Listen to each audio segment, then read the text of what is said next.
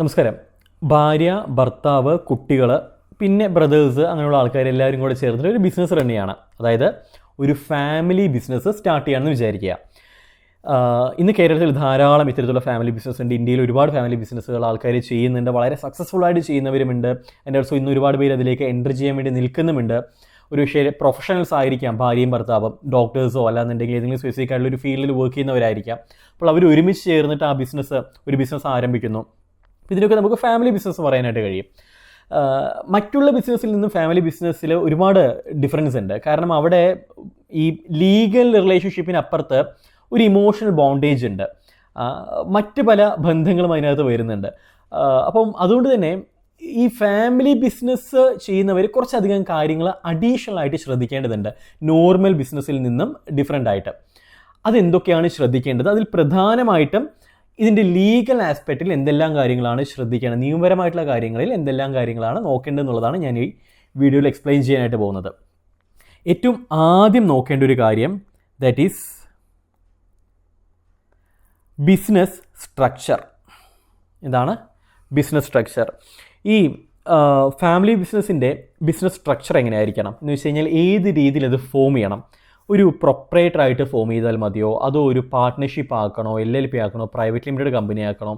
ഇത് പലർക്കുള്ള ഒരു സംശയമാണ്. ഇപ്പോൾ ഭാര്യയും ഭർത്താവും മാത്രമേ ഉള്ളൂ, അപ്പം ഇത് ഭാര്യയുടെ പേരിൽ എല്ലാ രജിസ്ട്രേഷൻസും എടുക്കാം എന്ന് വിചാരിച്ച് ചെയ്യുന്നവരുണ്ട്. ചിലർ ഇത് പാർട്ട്ണർഷിപ്പ് ആക്കാറുണ്ട്. ഏറ്റവും ബെസ്റ്റ് എന്താണെന്ന് ചോദിച്ചു കഴിഞ്ഞാൽ ഞാൻ പറയുന്നത് ദ ബെസ്റ്റ് ഈസ് പാർട്ട്ണർഷിപ്പ്. ഈ പാർട്ട്ണർഷിപ്പിൽ ഏറ്റവും മികച്ച ഏതാണെന്ന് ചോദിച്ചു കഴിഞ്ഞാൽ ഞാൻ പറയും LLP, ലിമിറ്റഡ് ലയബിലിറ്റി പാർട്ട്ണർഷിപ്പ്. കാരണം കുറച്ചുകൂടെ ഭാവിയെ മുൻനിർത്തി നമ്മൾ ചിന്തിക്കുന്ന സമയത്ത് നിങ്ങൾക്ക് ഈ ബിസിനസ്സിൽ നിന്നും വലിയൊരു ബെനിഫിറ്റ് ലഭിക്കുന്നത് ഇത്തരത്തിലൊരു LLP ആയിട്ട് ഫോം ചെയ്യുന്ന സമയത്തായിരിക്കും. കാരണം ഒരുപാട് ബെനിഫിറ്റ്സ് അതിനകത്ത് വരുന്നുണ്ട്. ഒന്ന്, നിങ്ങളുടെ ലാബിലിറ്റി, ബാധ്യത ലിമിറ്റ് ചെയ്ത് നിൽക്കാനായിട്ട് കഴിയും. കാരണം ഭാര്യയും ഭർത്താവും കൂടി ചെയ്യുന്നതാണ്. എന്തെങ്കിലും ഒരു ബിസിനസ്സിന് പ്രശ്നം പറ്റി ഒരിക്കലും കുടുംബത്തെ അത് ബാധിക്കരുത്, കുടുംബത്തിൻ്റെ സാമ്പത്തിക നിലയെ അത് ബാധിക്കരുത്, മക്കൾക്കത് നാളെ ഒരു പ്രശ്നമായിട്ട് വരരുത്. അപ്പം ഈ ബിസിനസ്സിന് നിങ്ങൾ എപ്പോഴും സെപ്പറേറ്റ് ചെയ്ത് നിർത്തണം. കുടുംബവുമായിട്ട് ഒരിക്കലും മിങ്കിൾ ചെയ്യിപ്പിക്കരുത്. അതൊരു സെപ്പറേറ്റ് എൻറ്റിറ്റി ആയിട്ട് നിർത്തണം. സാധാരണ ഒരു പാർട്ട്ണർഷിപ്പ് ഫേമിൽ അത് പോസിബിളായെന്ന് വരത്തില്ല. കാരണം അങ്ങനെ പാർട്ട്ണർഷിപ്പ് ഫേമിൽ അകപ്പെട്ട് ബിസിനസ് കുളമായിട്ട് കുടുംബം പോലും കുട്ടിച്ചോറായിട്ട് ഇരിക്കുന്ന ടീംസ് നമ്മുടെ നാട്ടിൽ ധാരാളം ഉണ്ട്. അപ്പം അത് എപ്പോഴും ഒരു സെപ്പറേറ്റ് ആയിട്ട് ഒരു ലീഗൽ എക്സിസ്റ്റൻസ് ഇതിന് കൊടുക്കാനായിട്ട് നോക്കുക. അതിനായിട്ട് LLP തന്നെയായിരിക്കും ഏറ്റവും മികച്ച ഒരു ഓപ്ഷൻ എന്ന് പറയുന്നത്. അപ്പോൾ LLP ആയിട്ട് ഫോം ചെയ്യുന്നതാണ് ഏറ്റവും നല്ലത്. എൻ്റെ പേഴ്സണൽ അഭിപ്രായമാണത്. ആൻഡ് സെക്കൻഡ് നോക്കേണ്ടത് സസഷൻ പ്ലാനിങ് ആണ്. എന്ന് വെച്ച് കഴിഞ്ഞാൽ ഈ ബിസിനസ്സിനകത്ത് പുറമേ നിന്ന് ആൾക്കാർ ആരും വരത്തില്ല, അല്ലേ? നിങ്ങളും നിങ്ങളുടെ കുടുംബാംഗങ്ങളും തന്നെയായിരിക്കും ബിസിനസ്സിനകത്ത് കാര്യങ്ങൾ റൺ ചെയ്യുന്നത്. മറ്റൊരു തേർഡ് പാർട്ടിയും അടുത്ത വീട്ടിലത്തെ ഒരാളും കൂടി ബിസിനസ്സിനകത്ത് പാർട്ട്ണർ ആവുകയാണ്. അങ്ങനെ ആയിക്കഴിഞ്ഞാൽ അത് ഫാമിലി ബിസിനസ് വിളിക്കാൻ കഴിയത്തില്ല.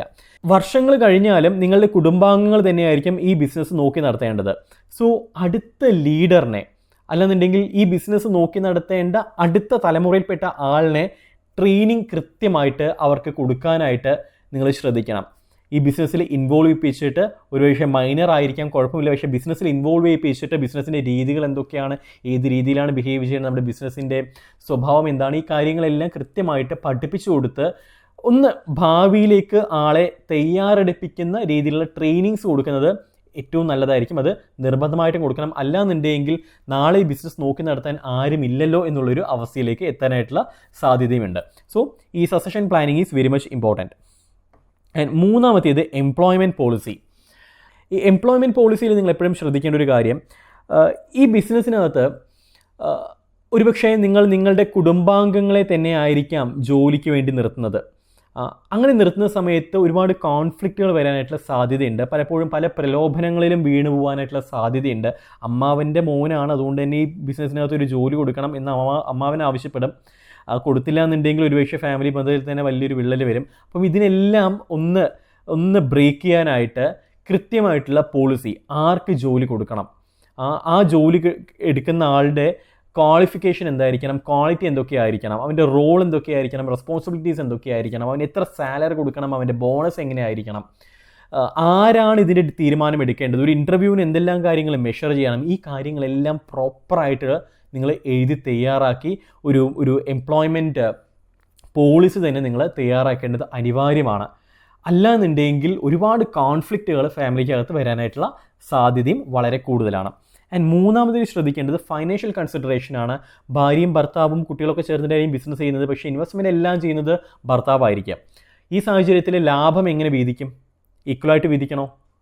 കുട്ടികൾ ഒരുപക്ഷെ ഇതിനകത്ത് വലിയ രീതിയിൽ ഇൻവോൾവ് ചെയ്യുന്നുണ്ടാവില്ല, അല്ലെങ്കിൽ ഭാര്യ വലിയ രീതിയിൽ ഇൻവോൾവ് ചെയ്യുന്നുണ്ടാവില്ല, എല്ലാം കുടുംബത്തിലേക്കായിരിക്കും വരുന്നത്. ബട്ട് സ്റ്റിൽ അവിടെ പ്രോപ്പറായിട്ടുള്ള, കാരണം നാളെ എന്തെങ്കിലും ഒരു പ്രശ്നം വന്നു കഴിഞ്ഞാൽ ഇതിൻ്റെ പേരിലൊരു ഒരു ബുദ്ധിമുട്ടുണ്ടാവരുത്. അപ്പം ലാഭം എങ്ങനെ വീതിക്കണം എന്നുള്ളത് മുൻകൂട്ടി നിങ്ങൾ പ്ലാൻ ചെയ്യേണ്ടതുണ്ട്.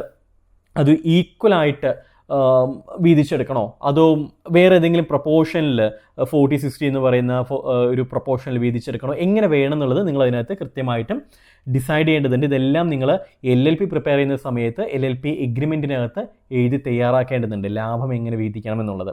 So financial consideration is very much important while you are preparing A LLP agreement, specially family ബിസിനസ്സിനെ സംബന്ധിച്ചിടത്തോളം. കാരണം കുടുംബത്തിൻ്റെ വരുമാനമാണ്. ആര് ഏൺ ചെയ്യും, ഇപ്പോൾ ഭർത്താവ് ഏൺ ചെയ്ത് കഴിഞ്ഞാലും ഭാര്യ ഏൺ ചെയ്തതിന് വരുന്നത് കുടുംബത്തിലേക്കാണ്. പക്ഷേ ബിസിനസ് റൺ ചെയ്യുന്ന സമയത്ത് അങ്ങനെ നിങ്ങൾ ചെയ്യരുത്. അത് കൃത്യമായിട്ട് ആർക്കാണെന്നുള്ളത് എഴുതി വയ്ക്കുക. നിങ്ങൾ എങ്ങനെ വേണമെങ്കിലും ചിലവഴിച്ചോളൂ. അതിന് പ്രോഫിറ്റ് നിങ്ങൾ എടുത്തു കഴിഞ്ഞാൽ അത് നിങ്ങൾ എങ്ങനെ വേണമെങ്കിലും കുടുംബത്തിന് വേണ്ടി ചിലവഴിച്ചോളൂ. പക്ഷേ പ്രോഫിറ്റ് കിട്ടുന്നത് വരെ അത് കൃത്യമായിട്ടുള്ള രീതിയിലായിരിക്കണം ഡിസൈൻ ചെയ്യേണ്ടത്, റൈറ്റ്? ഇനി അടുത്തതാണ് last one is conflict resolution mechanism. കുടുംബം ബിസിനസ് ആയതുകൊണ്ട് തന്നെ പ്രശ്നങ്ങൾ വരാനായിട്ടുള്ള സാധ്യതയുണ്ട്. കുടുംബത്തിലെ തന്നെ എന്തെങ്കിലും പ്രശ്നങ്ങൾ ഒരുപക്ഷെ ബിസിനസ്സിനെ ബാധിക്കാനായിട്ടുള്ള സാധ്യതയുണ്ട്. കുടുംബാംഗങ്ങൾക്ക് എന്തെങ്കിലും വരുന്ന ബുദ്ധിമുട്ടുകൾ ഒരുപക്ഷെ ബിസിനസ്സിനെ നേരിട്ട് ബാധിക്കാനായിട്ടുള്ള സാധ്യതയുണ്ട്. അപ്പം അവിടെ തീരുമാനങ്ങൾ എടുക്കേണ്ടത് ആരായിരിക്കണം? എപ്പോഴും ഇത്തരത്തിലൊരു കോൺഫ്ലിക്റ്റ് വന്നു നമ്മളിത് ഈ ഒരു LLP എഗ്രിമെൻറ്റ് ഉണ്ടാക്കുന്ന സമയത്ത് തന്നെ കൃത്യമായിട്ടും ഓരോരുത്തരുടെ റോൾസ് എന്തൊക്കെയാണ്, റെസ്പോൺസിബിലിറ്റീസ് എന്തൊക്കെയാണ് എന്നുള്ളതെല്ലാം ഡിഫൈൻ ചെയ്ത് വെക്കുക. എപ്പോഴും ഒരു പ്രശ്നം വരുന്നത് ഫൈനാൻഷ്യൽ ഡീലിങ്സിലാണ്. അപ്പം ബാങ്കിൽ നിങ്ങൾ ബാങ്ക് അക്കൗണ്ട് ഓപ്പൺ ചെയ്യുന്ന സമയത്ത് തന്നെ എല്ലാത്തിനും ലിമിറ്റ് വയ്ക്കുക. ഇപ്പം അത് ഇപ്പോൾ എല്ലാവരെയും സൈൻ വാങ്ങിയിട്ട് നിങ്ങൾക്ക് ബാങ്കിൽ നിന്ന് ഇപ്പോൾ ഡേ ടു ഡേ എക്സ്പെൻസിനുള്ള പൈസ വിഡ്രോ ചെയ്യാൻ കഴിയത്തില്ലല്ലോ. അപ്പം അത് ഡീൽ ചെയ്യാൻ വേണ്ടി മാത്രം ഒരാളുടെ സൈന് നിങ്ങൾക്ക് ഓതറൈസ് ചെയ്ത് കൊടുക്കാം. ഇനി ഒരു ലിമിറ്റിന് മേലെ വിഡ്രോ ചെയ്യണമെന്നുണ്ടെങ്കിൽ ബാക്കിയുള്ള പാർട്ട്നേഴ്സിൻ്റെ സൈൻ വേണമെന്നുള്ള രീതിയിൽ. അപ്പം ഇത്തരത്തിലുള്ള കുറച്ച് അതോറിറ്റീസ് ആൾക്കാർക്ക് കൊടുക്കാനായിട്ട് നിങ്ങൾ നോക്കുക. എങ്കിൽ തന്നെ പല പ്രശ്നങ്ങളും ഒഴിവാക്കാനായിട്ട് കഴിയും. സാമ്പത്തിക പ്രശ്നങ്ങളാണ് മേജറായിട്ട് വരുന്നത്. ഇനി അതിനപ്പുറത്ത് എന്തെങ്കിലും ഒരു പ്രശ്നങ്ങൾ വരികയാണെന്നുണ്ടെങ്കിൽ എപ്പോഴും ഒരു തേർഡ് പാർട്ടിയെ നിങ്ങൾ സമീപിക്കുക.